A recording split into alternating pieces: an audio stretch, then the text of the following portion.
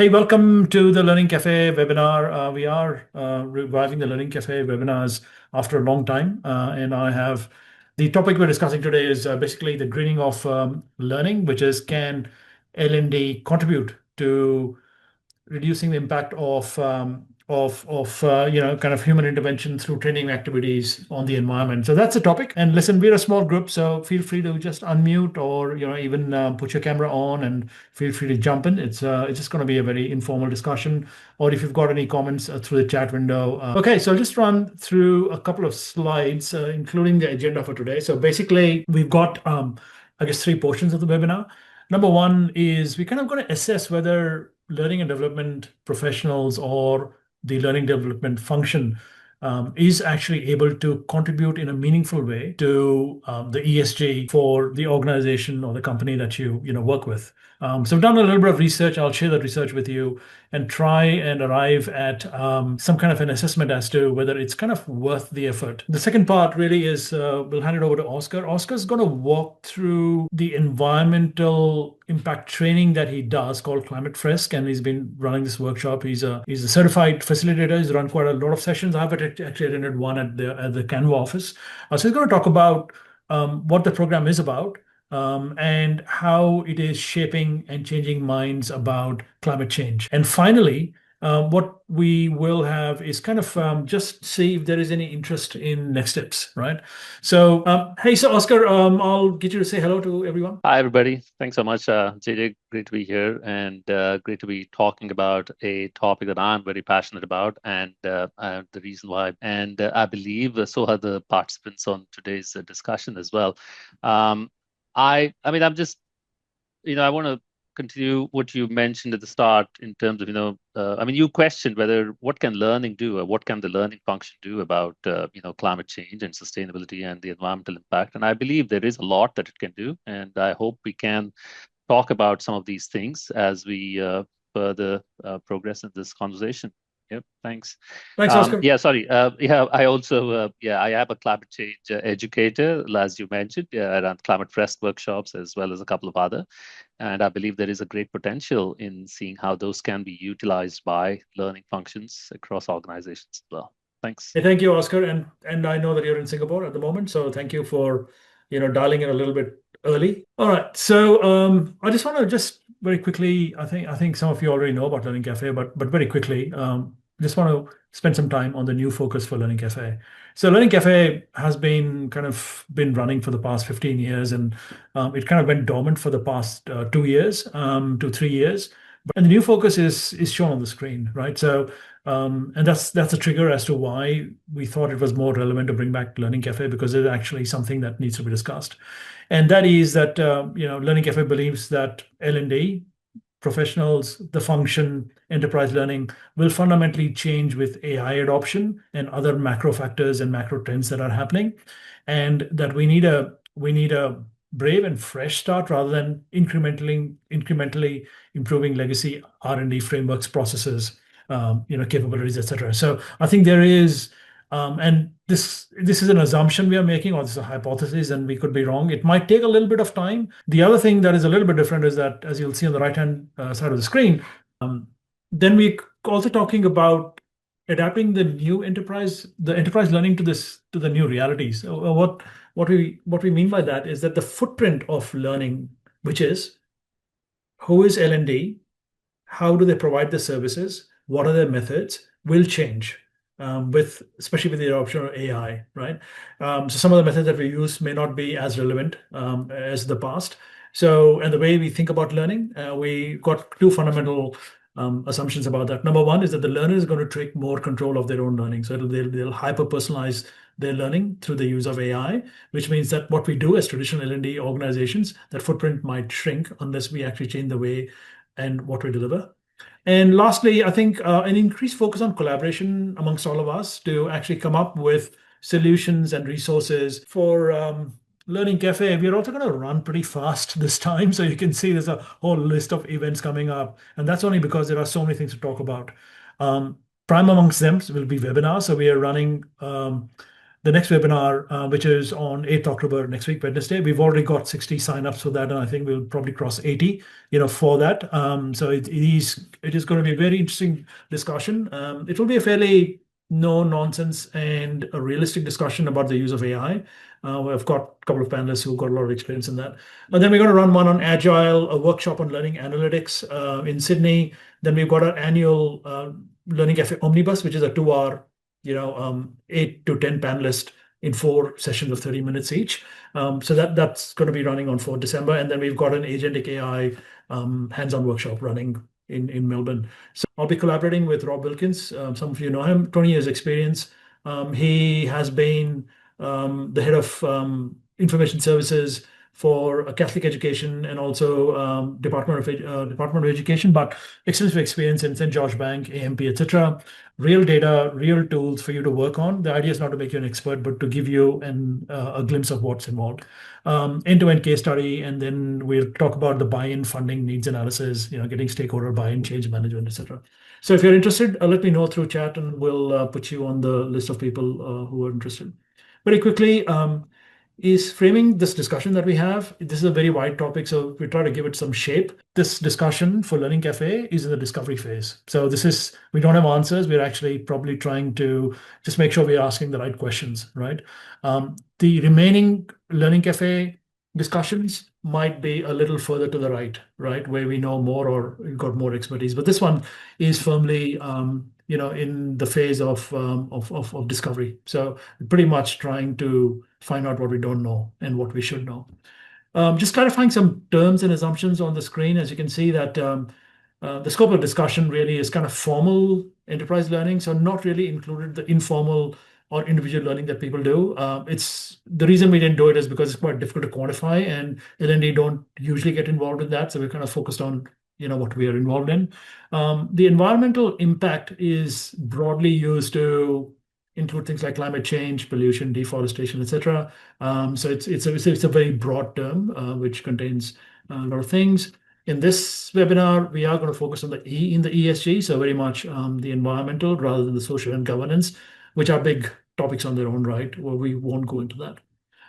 Finally, the measurement of the E within the ESG, we're just using the widely adopted methods like carbon footprint in the case study that we've used. So there are lots and lots of models. We've kind of just chosen the ones that are most widely used and most robust.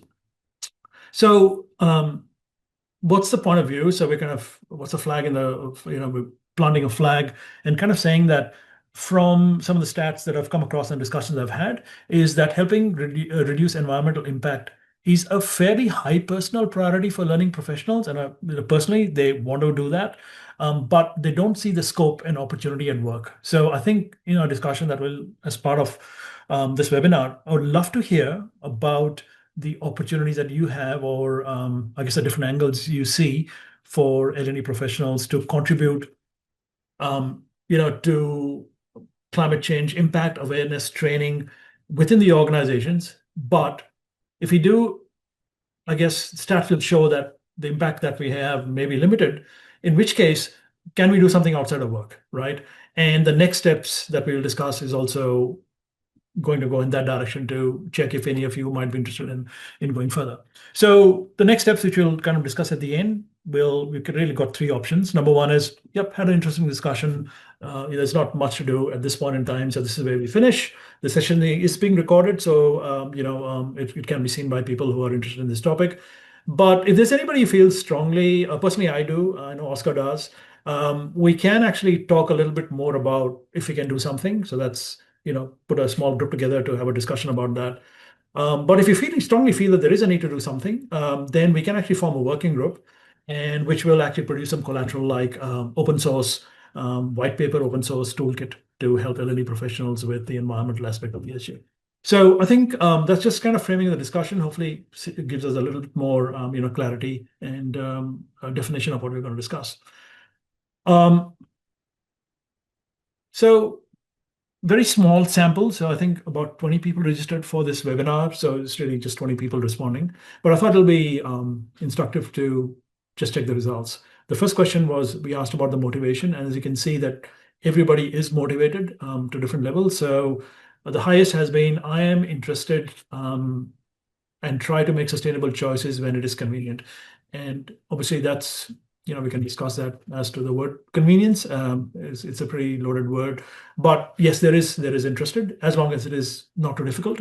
But 33% said, I believe it's important, but not sure what to do personally.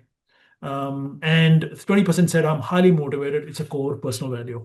Um, I know it's a core personal value for me just because I'm kind of worried about the world that I'll leave my kids. So it's something I'd love to do something about. And I know Oscar's the same way. But the next question was, in your organization that you work for or you belong to, what's the approach to greening of L&D?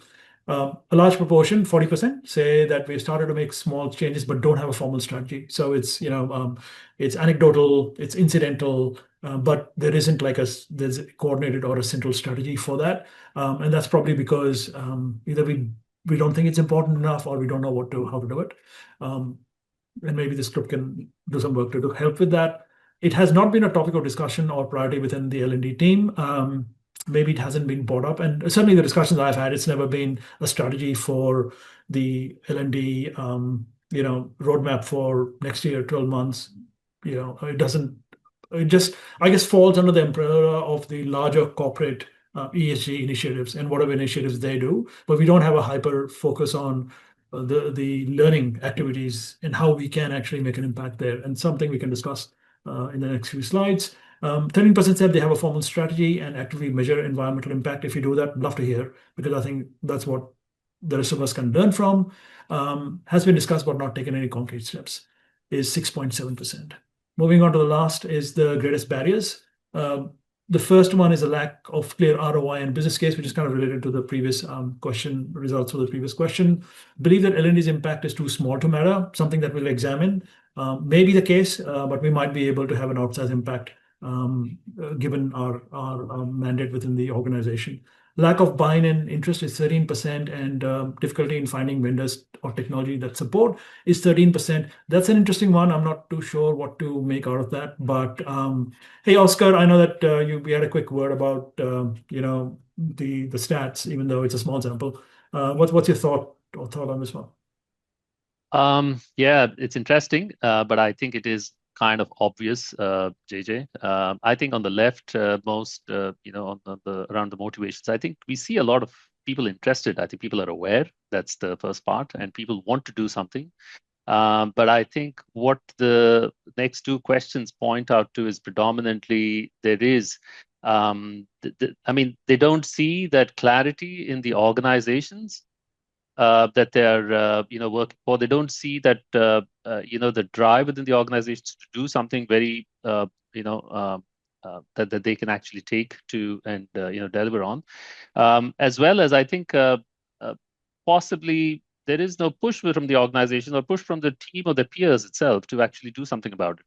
I think that's where the conundrum or the problem is, that there is personal interest, but there is lack of clarity. There's a lack of a vision as to what needs to be done, and I think that's what I see. And I think it's fairly common across across many geographies. It's the same problem, I think, across when it comes to learning. Thanks, Oscar. And obviously you've done something about it, and we'd love to see what you're doing with Climate First.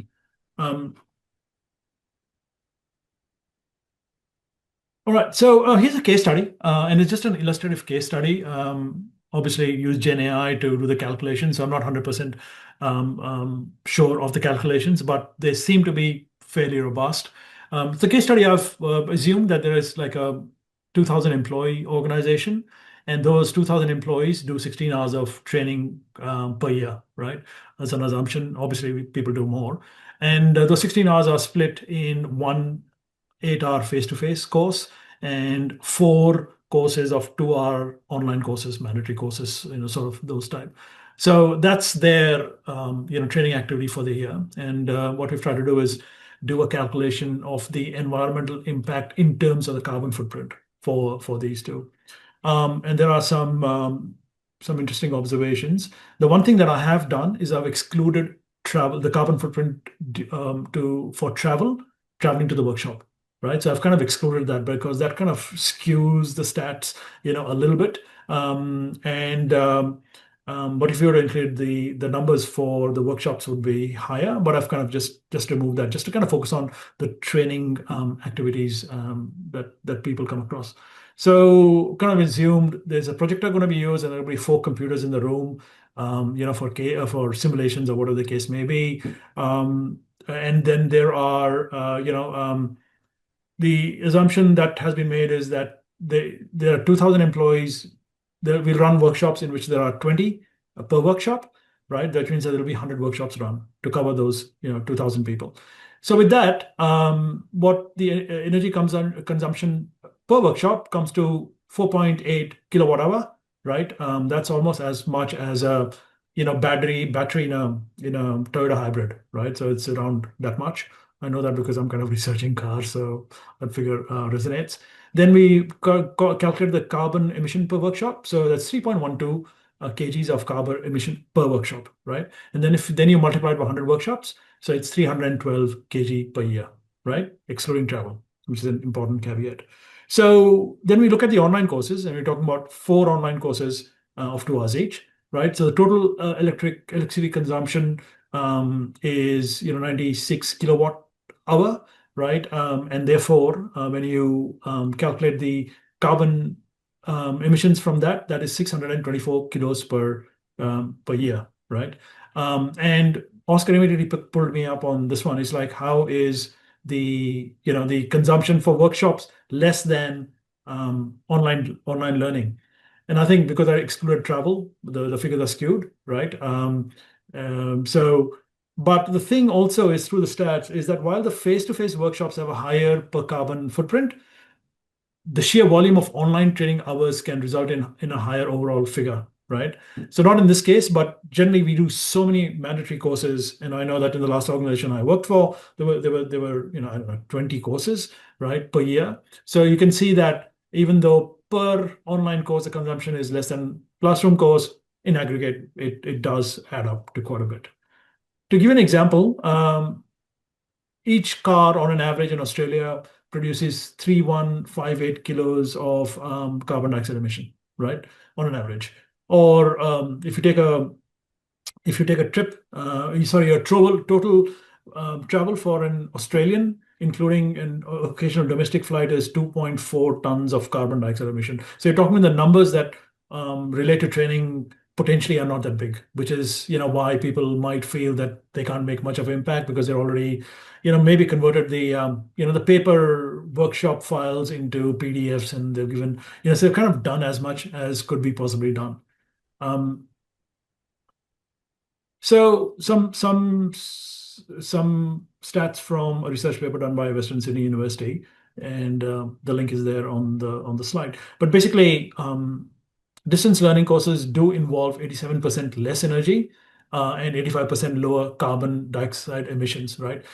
We have to keep in mind that these stats are for universities, so corporations are fundamentally different from universities because university is all about teaching, right? And corporations are not necessarily all about learning. With that caveat, and that e-learning offers 20 to 12% reduction compared to print-based distance learning. So they're still talking about print-based, but you send them the workbooks and they study the workbooks at home, right? So it still offers a 20 to 12% reduction. So essentially, they're saying that with significant changes, a hybrid approach can achieve a 15% reduction in emissions, right? For a hybrid model. So that's of the figure that we discussed, like 15 to 20% could be taken off. We can assume, which is not big. What was also interesting is the use of AI, something that we just need to be cognizant, because I know that the next webinar we are running, which has got 60 registrants already, is about use of AI in learning. And the cost for AI is adding up. So while it is extremely useful, very increases productivity, what's also now coming into limelight is the use of energy and the consumption of water, more importantly, in some places. So data center already in 2022, and the world has changed since 2022 in terms of AI, they were already responsible to 1 to 1.5% of the global electricity consumption, right? I don't want to guess how much it has gone up, but would have gone up significantly from 2020. since everybody started using AI. ChatGPT 3, which is the older model, we're up to, I think, ChatGPT 5, needs to drink about half a liter of water for every 10 to 15 responses it makes, right? So that's the cooling. So it needs to cool the chips, right? So they've got massive cooling systems in massive data centers. Um, so that's something to be cognizant of, and contributed roughly 1% of all energy-related greenhouse emissions in 2020, gone up again, probably in the next 5 years. So some interesting stats just to be, aware of, and keep in mind. Okay, so this is a discussion. This is a point for discussion, and I'm very happy for you to unmute, put on your cameras if you wanted to, or just speak through the mic. So it's just the five, six of us. So happy for any thoughts about what's been covered till now, or your own experiences of what's happened in your organization, or if you have any ideas as to how you might be able to contribute. So I might actually call upon Isaac because I know he's an active trainer. He does a lot of training. Hey, Isaac, any thoughts about what's been presented, or if you've got any ideas? Oh, hi, Jeevan. Hi, Oscar. Yeah. No, I don't have much. I haven't really thought much about how L&D, contributes to carbon emission and all that. I mean, I could never see that connection. So, I've never thought about it. But I was just thinking, I mean, if you compare it to something like blockchain technology, which is probably going to, be more popular in the future, that absorbs so much of electricity. Yeah, so I don't know where all this is going to land up. But yeah, frankly, I haven't thought much. I never even thought that while you're running the training, you actually actually there's a little bit of carbon emission going on. Yeah, I mean that's my take so far. Yeah. I thought it was insignificant. That's what I thought. Yeah, which is kind of what we've kind of concluded. Isaac, I do know, Ron, that I know that you work for an organization which is heavily into training. Is there are you aware of any like a strategy or in No, ESG? I don't think because Okay. right now, I mean, the biggest classes they run is for English language classes, like called the C. And almost these days, almost every participant is given a laptop, and I see them, using a trolley to bring in about 20 laptops and giving it to all the people. So it's become like very heavily, what shall I say, technical in that sense, and a lot of power being used. Uh, and you can replicate this almost about 100 centers like this. Yeah, in your organization, yeah. Yeah, So yeah, there's a lot of electronic waste also, I guess, which comes out of that kind of a setup. yeah, probably. Retiring laptops, and probably goes into the Oh yeah, landfill. yeah, of course, yes, recycled, and yes. Yeah, no, that's true. Hey, Kirsty, Liz, Madeline, if you've got anything to share or say, please. Madeline, I might call upon you. I know that you're kind of across, a lot of training, especially in ACT. Yeah. Any thoughts? I guess I also hadn't really popped it into context. It caught my interest because I'm wondering about how we're going to be asked to respond and articulate our strategy in this space, I guess, as we get into more AI. And yeah, I'm curious if others have had to um, you know, uh, had to share a strategy in this space, and in what context was it? And how did it sort of, so Jivan, do you got an example of where you've had to sort of break it down for winning a job or for, getting something delivered? No, but I don't believe so. In fact, of all Yeah. the kind of learning strategy roadmap work that I've done for fair few organizations, uh, Yeah. it's never been something they've thought about, right? Yeah. And I think partly because we've come to the conclusion that there's not much we can do in terms we don't emit that much compared to other activities within the organization, right? Mm. So it is going to be a challenge to find any incremental improvement. I haven't, but I think the AI, Madeline, the AI component which gets embedded into learning, that might, that I think that might have a effect in terms of we'll get to a point where as part of contracts, we're like, hey, what is your strategy to reduce the Yeah, environmental yeah, impact of the I AI that agree. you're going to use? So I think it'll come, but maybe a bit too early, at the time. But no, I haven't come across. I've just every learning professional I've met and had discussions, they seem to be very worried about the environment on the personal front. Mm. So what would be interesting is that can we maybe convert some of that intent into actually something more tangible because it's a pretty important challenge for all of us. Yeah, for sure. And I think the social and the governance aspects of it in particular, along with environmental, would be an interesting thing Yeah. to have a look at. Mm. Yeah, Madeline, the thing of the stuff that I did for the Army training board. Now I'm Mm. thinking because I hadn't linked, I wasn't thinking about this, but potentially I could have proposed putting in a metric at the Mm. Army training board, kind of Yeah. saying because they're kind of calculating costs of providing training learning, right? Yeah. So they kind of do that, and they like the effectiveness in terms of completions, and it's I could have possibly suggested for discussion like a carbon footprint. Um, Mm. calculation, but I know that they're so immature in that aspect, and I don't even. I guess we could have measured it by using some assumptions, but Mm. any stats that's based on assumptions is kind of discounted a little bit because they're not real in Yeah. measurement, and the cost of measurement might be too high. So yeah, Mm. Yeah, thanks. no problem. Kirsty, please, feel free to jump in. Kirsty, any thoughts? I know that you've this close to your heart. Yeah, no, I think it's great to think about this. I mean, yes, like you said, climate and change and all that, it is very close to my heart. But like, I guess like everyone else, I haven't really thought about it from an L&D perspective. But it's good to kind of see that when you were showing the electricity consumption and everything else. Of course, it all adds up. And then, yeah, potentially looking at if people are traveling for the workshops face to face, or if they're doing it from home, so many things to think about. And potentially even if you have catering in a workshop, what's the CO2 emission on creating all that food for people and all that. So there are many elements that I think you could look at. But yeah, for now, I guess we'll see how if we'll look at this in more detail or if we just leave it as it is.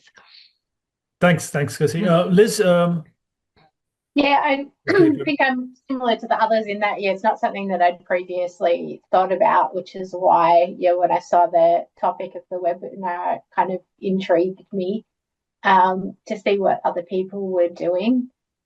It did make me think, yeah, I think probably the biggest impact, if I think about our programs, is travel, and particularly thinking of before COVID, we did a lot of, so I worked for a in corporate L&D in the workplace.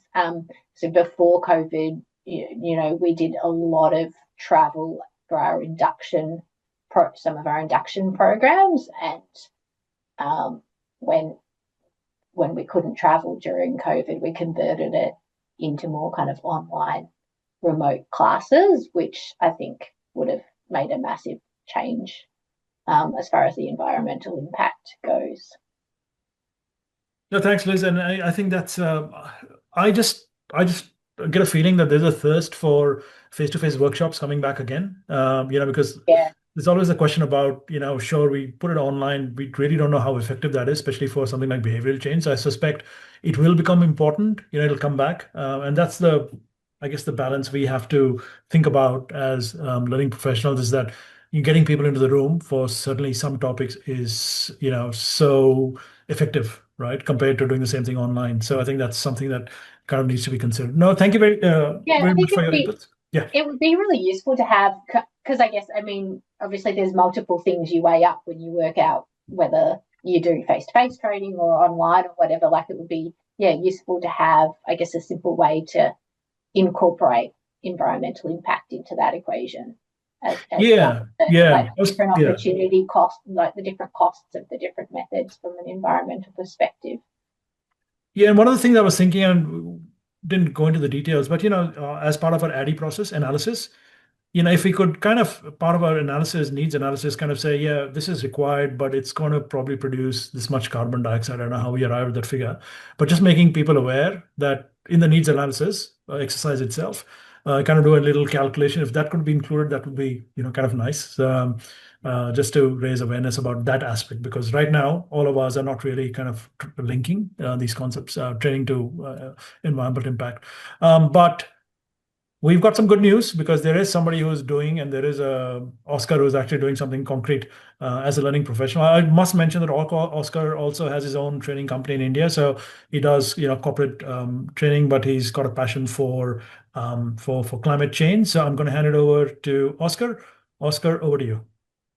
Right. Hey, thanks so much, Jeevan. I just wanted to make a comment about what Percy mentioned, as well as Liz and so on. And I think understanding the carbon footprint of everything that we're doing is crucial. And when it comes to face-to-face programs, of course, the energy consumption, and Liz mentioned meals, the travel that you mentioned as well. I think all of those add up. And of course, we need to have benchmarks. We need to baseline, obviously, what our current carbon footprint is, and then, make those changes proactively. I think that's possibly the way to go. And the climate fresk is a great way to actually begin by throwing some light and, helping people understand what are those areas, what are those gaps, and how to actually go about making a difference. We saw at the beginning, I mean, when, the questionnaire that you shared, the responses to the questionnaire, I think everybody has a lot of intent, a lot of motivation to do something about the environment, but don't know where to begin, or believe that, the learning department or the learning function does not contribute, to that much of a problem. But this particular program, the workshop, the Climate Fresk workshop, actually helps understand where you can start making an impact or making a difference. So this is a workshop. It's a 3-hour workshop. I run this, I run public workshops here in Sydney. And there are workshops actually planned every month as well, and workshops across Australia, around the world, literally. It's based on the IPCC reports, and it is a card-based game, which actually throws light on the physics and the science behind what makes climate change happen. And then focuses at the latter half of the workshop. The focus is on what can we do about it? What kind of change can we bring about, both in our personal lives or at our workplaces, or through activism, driving governments to drive better regulation to make an impact on climate change. And this is a powerful tool to make that happen.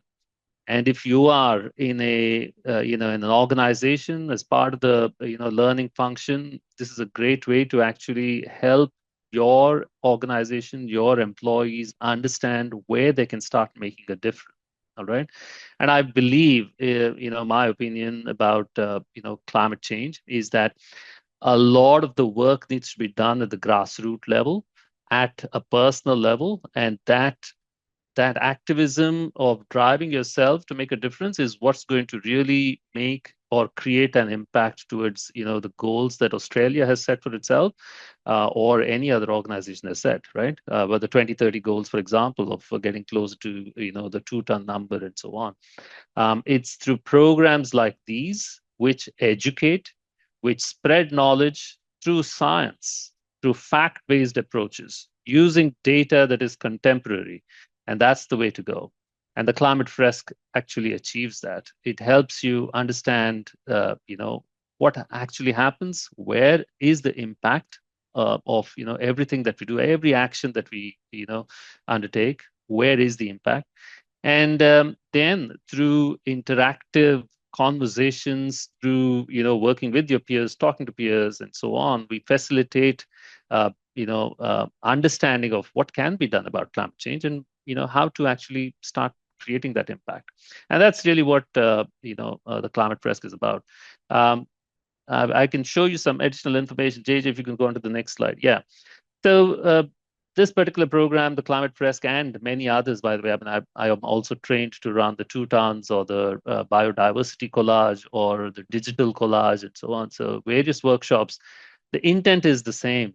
Use science to educate people, to throw light on, what is happening to the nature, what is happening to nature, what's happening to the environment around us, and what can we do as a group to, make a difference.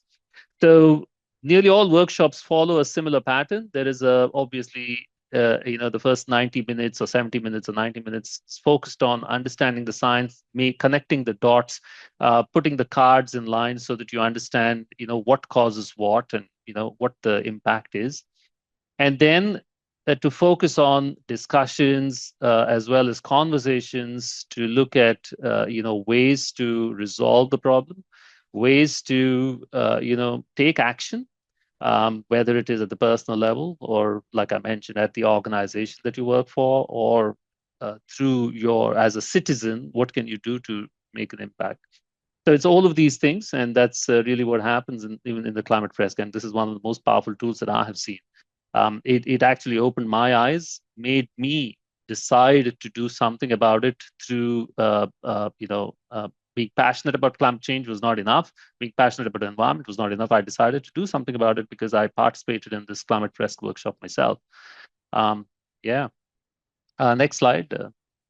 Yeah, and this shows the impact of the Climate Fresk itself. I mean, this was created in France by by a group of committed educators wanting to make an impact, make a difference.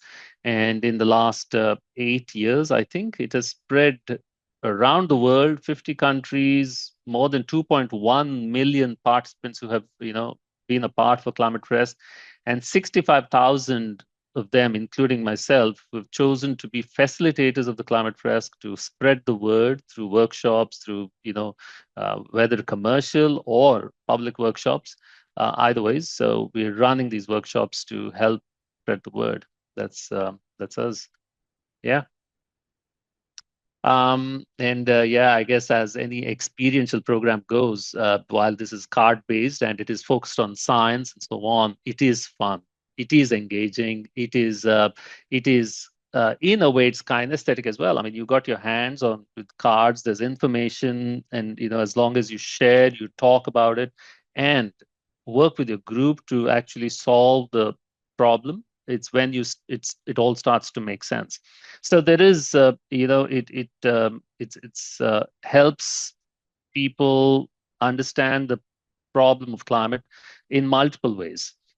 You learn, you talk, you engage, and you share ideas and concepts, and together you leave fairly enlightened about what can be done.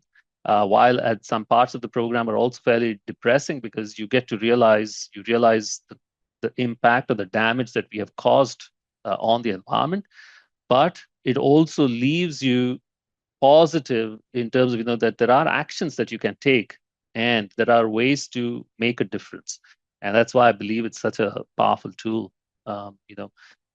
Happy to actually, JJ, you suggested this. I'll be very happy to run one of these workshops as well for a group if we can, put them together and we can have a fun experience. Yeah, so this is a shorter version as well. I mean, there are, of course, there are 3-hour versions as well as there are shorter versions as well that can be played. But ideally, the 3-hour workshop is what is recommended as part of the learning session.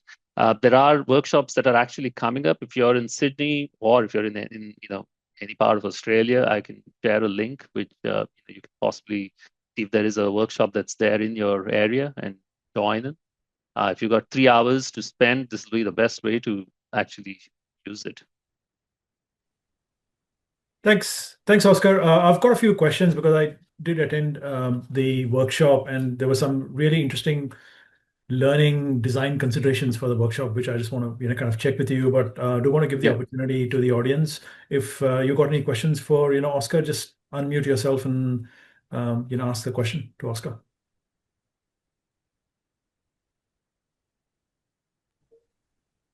Yeah, Oscar, what's the number one contributor to carbon emission? I mean, is it like human intervention or is something natural happening? It's fossil fuels. is the #1 contributor, and fossil fuels, obviously, through industry, through manufacturing, through travel, through anything that we do, we require fossil fuels, and especially travel, right? I mean, you use your car to go to the grocery store or to the post office or to drop your kids off to school, using you're using fuel that burns a lot of carbon, and so that's causing, obviously, carbon emissions of that.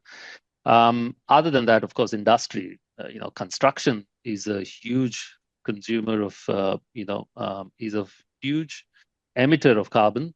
There's this huge carbon emission when, cement industry, for example, very specifically, constructing or, tall structures, obviously, it's a lot of carbon emission. And then it's down to your building heating, your air conditioning, and, all of these. So these are all huge consumers. So fossil fuels are, the largest emitter. Of course, your diet, a lot of red meat, obviously, beef and lamb and so on, they obviously contribute, but that's mostly methane. But they do contribute, but it's still fossil fuels, I think, are the largest emitters. Are you consuming fossil fuels? Yeah. Thanks. And what's the worst consequence of having a high carbon emission? Well, I guess the impact is fairly visible. While there may be a lot of naysayers out there, the world around us is changing. The environment, we're seeing a lot of extreme events when it comes to the environment. A lot more typhoons and cyclones more frequently because of just the fact that the carbon trapped in the atmosphere is disrupting water cycles, disrupting, causing high temperature, low temperature events. So the worst case, as you mentioned, is possibly what it means to humankind. There is obviously a whole lot of migration that's happening due to weather events. I mean, I think what's happening in Tuvalu, for example, and I know that Australia is offering a lot of climate migrants from Tuvalu to come over to Australia. That is a first. You're seeing what's happening in Africa. You're seeing, because of extreme weather events, people are migrating. There's problems with food. There's problem with, rivers overflooding. There's typhoons and cyclones. So all of these are results of what's happening with climate change. And the sea level rising and islands disappearing, is that also? Yeah. And that's what I meant. Tuvalu is just that. Tuvalu, It's a case of, yeah. No, great questions, Isaac. Great questions, Isaac. Hey, just on that, Oscar, I mean that, for example, the workshops, the Climate Fest workshops, is basically kind of public workshops, right? So anybody can sign up and walk in, right? There are public workshops as well as commercial workshops for organizations which are customized to their outcomes. Yeah. So the one that I attended, which is public workshop, right? I assume people come in with different opinions about climate change, right? I don't know if you've got any naysayers that come in, but certainly the science, the mechanics, the proportion or the extent of impact and all that. That's one part of the question about, how do you manage in that workshop when there are kind of diverse opinions and possibly very rigid there. That's one. Number two is the cards that you use and the concepts in the workshop. They're actually pretty scientifically sophisticated, right? So you're kind of linking the increase in acidity in the sea to, to extreme weather. What's happening? Like everything is so connected. It actually did my head in, right? Because it was, and unfortunately, that's why it is so complicated to understand climate change. I guess it is complicated, right? So these two questions, starting with, how do you the design of the workshop to handle people understanding this complexity, and number two, how do you handle people with diverse opinions who might be a little bit intransigent in what they think? All right, I'll answer the second question first. People that come to the public workshops are really people who are interested. So they are interested because they understand that climate is concerning and are concerned. They're concerned about the climate. So there are not many naysayers who come to our public workshops. But if I were to run a workshop possibly at the workplace for an organization, I would definitely encounter naysayers because there would be many people who are just not interested, possibly who don't believe it. So addressing them is different problem, and we will get to that. But to the public workshops, I don't really see naysayers as much.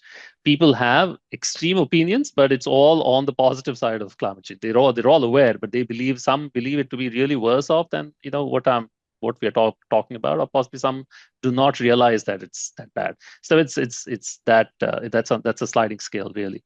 So to address the naysayers, first of all, or whoever it is that attends, just so that we are facilitators of the exercise. We are using science to explain what or how climate change is causing an impact. We are not experts. We're not scientists on climate topics. We are experts at the game, at the experience. So we talk about and we can facilitate this exercise just so that there is a level of understanding at the end of the program as to what happens and what causes what, and what event precedes and what event succeeds, and all of that. So that's the part that we're expert in. Yeah, we're experts at the game. We're not experts on climate change, but we understand climate science. We understand what causes it, and we understand what's on the cards and how to communicate that. That's really our expertise level when it comes to running this workshop. In terms of how do you address naysayers and so on, like you mentioned, this game is wholly based on scientific facts. It's based on what goes or comes out of the IPCC reports, which are released every 2 years by the UN Council these are scientists who are chosen from around the world.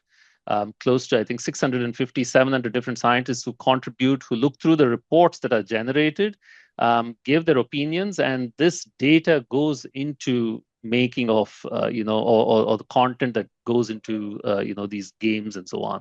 Now, the IPCC panel really focuses on a couple of things. One is, of course, looking at the data and translating that into facts and metrics that they then feed to various consumers at government levels, so that governments can use this data point or these data points to actually negotiate with other governments when it comes to their targets around climate change, around their environmental targets, around their carbon footprints, and so on, as to what measures they're going to, what are they going to do, and what goals to set, and what how they will approach the challenges that are very regional as well. So that's really what it is about. So the IPCC is looking at data, translating that so that governments and people within organizations, within governments, can actually use them for their negotiations with other countries, or across regions and so on. So that's really what it is. So it is based on science. So I don't know if that helps answer the question. Yeah, it does. And the complexity, like, how do you find it? Do people glaze over sometimes in the workshop? Yeah, it is complex. I was obviously caught completely otherwise when I first attended the workshop, and when I chose to be a facilitator, it of course took me a little time to understand the cards, understand the connection. And I can say this without being ashamed that I've run multiple workshops, and I still learn a couple of new things every time I run a workshop, because there's another facilitator there who's much better at explaining a certain topic, which I cannot, and I still learn. So yeah, so it is complex. Climate change is not easy. It's not linear. There is no linear connection between a cause and an impact. There is so much complexity, and that's the reason why I think we need to take immediate steps to start making a difference. Because climate change is not one-sided, because there are multiple aspects. We have the biodiversity that's getting impacted around us. There's pollution that's being caused. There is an impact on humankind. There is an impact on our health. There's an impact on food. There's an impact on many, many things. So it is all related. Yeah, to your point, the acidity or salinity in the water obviously makes an impact on what's happening in on the beaches. Our corals are getting bleached, and the coral bleaching is causing fish to disappear. And when fish disappear, there's an impact on the food chain. And then there's an impact on the food chain. Obviously, humankind is impacted, or certain communities, indigenous communities who dwell on that particular part of the food chain, they're impacted. So you see the connection. So it's that connection, being able to understand that. It's not easy, but of course, it takes time. And climate change is not easy. It's complex. Yeah. That does take a little bit of focus. Yeah. No, thanks, Oscar. I think that's what I loved about the workshop, is that you were incorporating so much complexity and trying to make people understand it is complex and walk away with at least some understanding, if not complete understanding, that it's not just simple and linear, as you said. So hey, I think thank you very much for that, Oscar. If there are no further questions, look, I think this is probably where we'll finish. So thanks everyone who managed to attend the session today.